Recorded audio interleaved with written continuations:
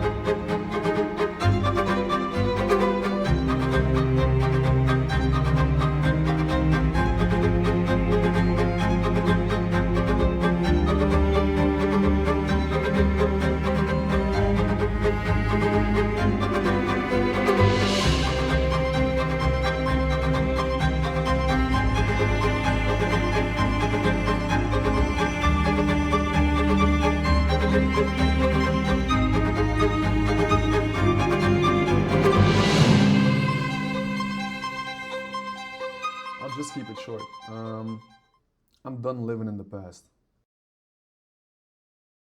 So I made this video earlier already trying to explain why I made this channel and talk a little bit about myself, but then I looked back and I was like, nobody cares, you know? I make this channel mostly as a journal or a diary for myself to hold myself accountable for progress. As you read in the title, I didn't move to the Czech Republic for nothing. I feel like I do have to give a basic explanation about why I moved and a little bit about my previous life. I'm posting this on YouTube, so I know there's a possibility that people might see this, might subscribe or get inspired by the journey.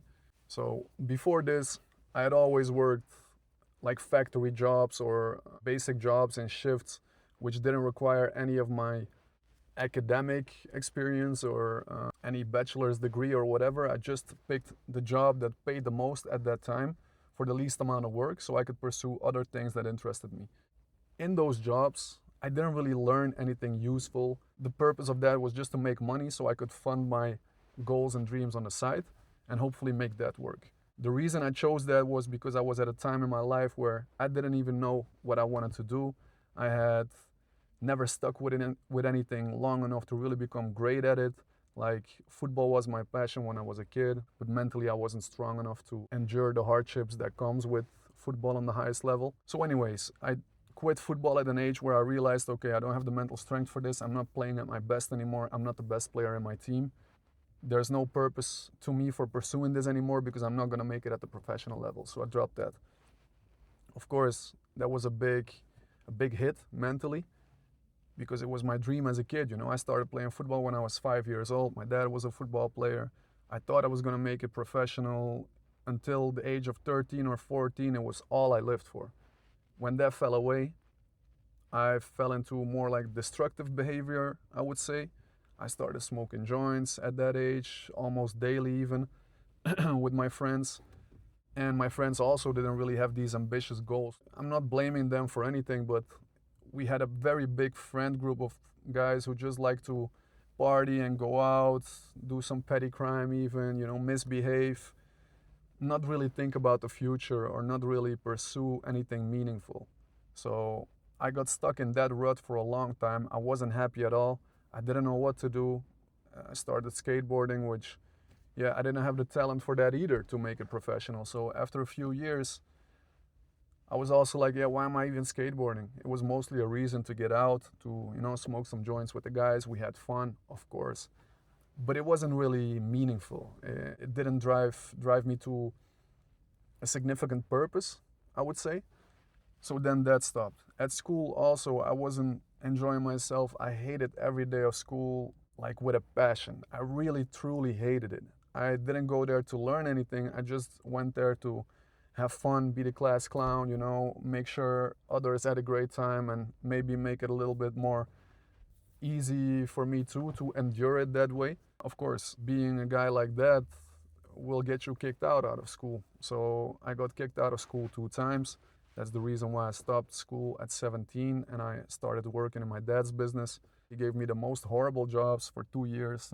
Mostly I was just washing dishes, to be honest.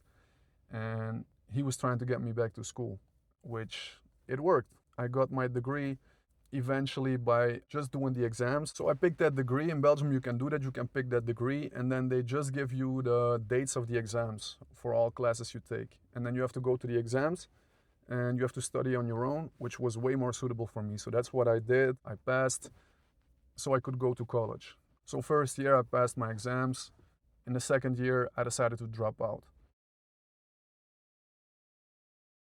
I did like these tests where you have to write down what you're good at, what interests you, what you like doing, and what job would you see yourself doing in the future. And of course, as a young guy, with my talents being mostly speaking, languages, and I loved listening to rap, hip hop, I was like, okay, apparently I'm gonna have to become a rapper myself. It wasn't because I had a passion for music, it wasn't because I loved the art of writing or poetry or whatever. It wasn't any of that. So that was the path I was going to choose. I was like, okay, fuck it. I see in the Netherlands, the country next to us, rappers are making a lot of money now. They're coming up. I was like, okay, they speak the same language as us. I'm going to do it too.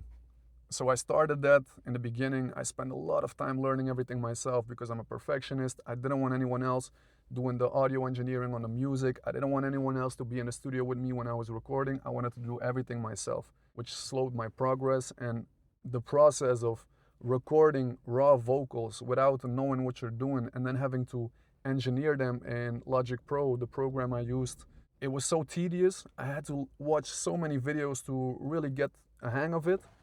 And I didn't like that process. I didn't enjoy it at all. I still stuck with it because I was like, okay, you chose this path, work for it, do it, make sure you succeed.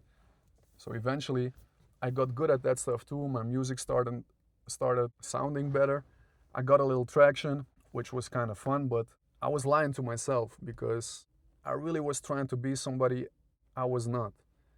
I thought that I was gonna love the process of making music, but every time I went to the studio, I hated it. I didn't like it. And at the same time, I didn't want to record anyone else because you feel this little imposter syndrome, I guess. I didn't want to go to an external studio to go with a sound engineer or a producer, people that have been doing it for years since they were a kid. They played instruments, they loved the music, they had a passion for it. And I felt like, oh, they're going to notice that I'm not really about it, you know? So that's the reason I wanted to do it myself. When I got a little traction because of a friend that is a famous DJ in Belgium, he heard one of my songs, which he really liked. He asked me to come on a show with him. So I did that. It was in my hometown. The show went great. Then he started asking me to go on some more tours. And he already had a big platform, so I was able to perform in front of many people. I enjoyed it, but I still didn't enjoy the process of making music. And even though everything looked great on the outside, people thought I was doing so good, successful. I looked like I was having fun, but on the inside, I felt this inner turmoil that I think occurred because I really felt out of place. I felt like I was trying to be somebody I really wasn't, and depression kind of hit. And I think it's because it's like my avatar, who I am, it was getting tired of the person or the character I was trying to play, you know? So if all day, every day, everybody sees you as that rapper, as that musician, but you know on the inside you're truly not that, it conflicts with your perception of yourself, you know, and that doesn't make you happy at all. Also, I really didn't enjoy being on social media the whole time, having to sell yourself on these platforms to get your music out of there. And I want to contribute something. With music, I didn't feel like I was contributing at all. Other than that, the main reason why I wanted to pursue music is because I thought I could make a great living from it. I had the assumption that because in the Netherlands, it was working for them. They had a market of 17 million people in the Netherlands who literally all speak the same language. The Flemish people were also listening more to the Dutch people because their accent is much cooler and harder, and you would think it's a small detail, but it's a very significant and important detail. Our Flemish accent, it doesn't sound as appealing. So I didn't realize back then, like, oh, okay, the Dutch, they have 70 million people that speak the same language that are going to listen to them, but also they have the 6 million Flemish people that we have that also are going to listen more to them because their scene is way more developed, their accent sounds cooler. For us Flemish rappers, our scene was so underdeveloped, we were like the little brother of the Netherlands, we still are, So the market, the total addressable market, the TAM for the business people in there is way lower. So financially, even if I got to like the upper echelons of the Belgian rap scene, I'm still not gonna be financially where I wanna be. And then there came something that completely changed my life. I met a beautiful girl. Originally, she was on Erasmus in Moscow, but then the war started, so she had to leave Moscow, and last minute she had to pick like a different destination. And luckily for me, she picked Belgium. She was in Ghent, we met, and we went on our first date. I know she was stressed, I could sense it a little. She was in a foreign country, she was very insecure about her own English, which caused her to not talk that much. And me, I thought, okay, she's very mysterious. She wants to not give all this information about herself right away. And that's what I loved, what I enjoyed. And we had a great first date. We had amazing food. We went to a really nice place and we went on a second date. I wasn't really thinking about when she had to go back to the Czech Republic. I was just thinking about, okay, we'll make the best out of this. We'll enjoy the moment and we'll see what happens. But the day that she had to go back to Czech Republic, we were at her dorm, and while we were laying there, she fell asleep in my arms, and I still remember like the sadness I felt, like the real emotion, like, oh fuck, she's gonna be gone. And at that point I knew like, okay, this is not just a fling, this is not just a summer thing, this is serious. Then in the middle of the night, her alarm went off. We drove to the airport of Charleroi, and when we were waving goodbye and she was walking to the plane, I was like, fuck, man. Now I gotta go back to this fucking life I'm not even enjoying anymore. And I was gonna lose her, like the main thing that gave me joy in that period. So we stayed in touch, of course, and eventually when things get serious and you're in this kind of situation, you can't go on with a long distance relationship like that. You have to make a decision. And for others, I think it would have been terrifying, the idea of having to leave everything behind, starting over in a new country, not speaking the language, not having really valuable skills you can use over there, having no connections whatsoever. But to me, honestly, that time it felt like I just got a new chance. I didn't want to make her move to Belgium because I wasn't enjoying my life in Belgium. Why would I bring somebody else into the life I wasn't enjoying in Belgium? I wouldn't do that.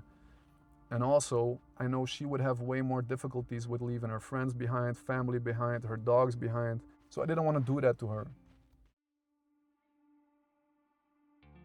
At a certain point, I was just like, you know what? I'm not in too deep. I am in control. I decide what I do, and I'm gonna take this leap. I'm gonna get a job before I move. I'm not moving to the country without having a job, obviously. And from there, it's just a blank canvas. It's a completely new start. Nobody knows me. I can do whatever I want to do, and I can become whoever I want to become. It's all gonna be up to me. I think in a matter of days, I made the decision like, okay, fuck it. I'm gonna do it. This girl is worth it. I don't wanna lose this chance, and I get an opportunity to restart my life and to rebuild from scratch. So I told her like, I'm gonna come to your country. She still didn't believe I was gonna do it. She thought I was all talk until I actually arrived there in the end of 2024 in November. And then it was real. And from that moment on, we could start our new life. And if people ever follow this journey, I hope they get inspired by it. I hope I can make myself proud mostly. I hope I can look back on this in a year's time, 2 years' time, 3 years' time, and be like, okay, you really did it. You started from nothing. You pushed through. You showed consistency, hard work, and dedication. And it's gonna be filled with failure, mistakes, and lessons along the way. But I'm excited to learn and to grow and to become the man I truly think I can become. And I think that's a nice way to finish this intro.